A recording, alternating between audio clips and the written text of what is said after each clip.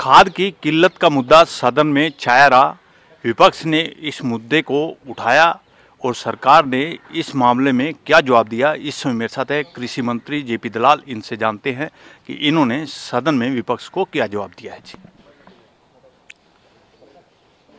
पिछले 3 दिन से हरियाणा का विधानसभा का सेशन चल रहा है और विपक्ष जो तरह तरह के आरोप सरकार पर लगाने की कोशिश कर रहा है। कल जैसे उसने कहा कि भर्तियों के मामला उन्होंने उठाया। जब कांग्रेस के नेता ये कहते हैं कि मनोहर लाल जी ईमानदार हैं, ईमानदारी से काम करने वाले हैं, तो फिर भर्तियों का मुद्दा उठाना उनको चाहिए ही नहीं। और जब भर्तियों का मुद्दा जब वो उठाते हैं तो आम नौजवान हंसता है कि कांग्रेस जो कि गरीब आदमी की प्रतिभा को दबाती थी, प्रतिभाशाली बच्चे को छोड़ करके अपने रिश्तेदार चाहतों को, 3rd डिवीज़न वालों को नौकरी देती थी, उसको ये मुद्दे उठाने का कोई हक नहीं है। खाद का मामला आज कॉलिंग अटेंशन मोशन था और बहुत सारे मुद्दे लोग तो इसी बात पे चर्चा करते रहे कि डीएपी की कमी है, जबकि पिछले 25 दिन से 20 दिन से किसान डीएपी खरीद ही नहीं रहा। हमारे पास लगभग 5-6 लाख बोरी सरप्लस पड़ी है। किसान को ज़रूरत नहीं है, डीएपी की ज़रूरत बिजाई के वक्त होती है और अब थोड़ी बहुत आलू वगैरह बोएंगे तब ज़रूरत पड़ेगी।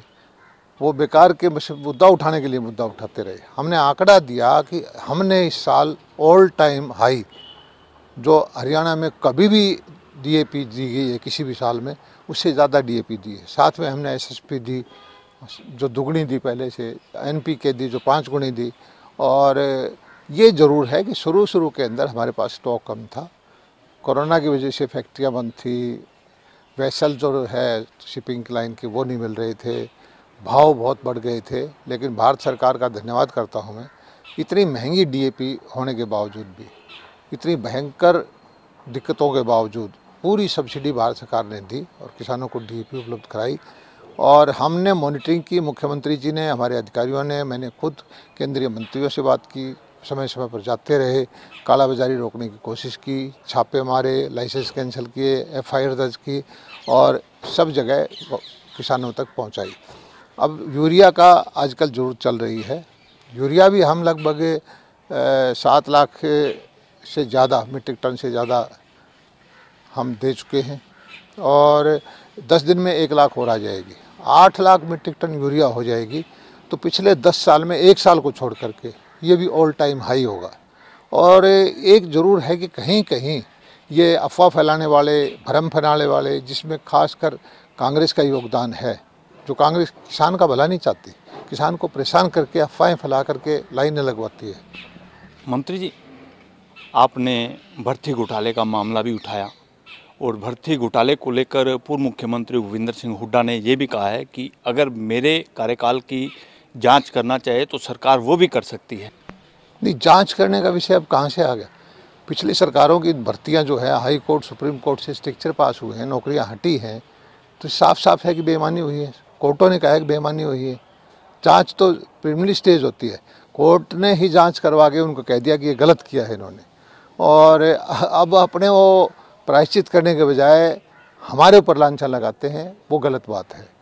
और अब जितनी भी किसान हितैषी नीतियाँ हैं हरियाणा की, सारा देश मानता है, पड़ोसी प्रदेश राजस्थान, पंजाब और के हिमाचल जितने भी हैं, वो कहते हैं कि हमारे को हरियाणा वाली नीतियाँ दे दो।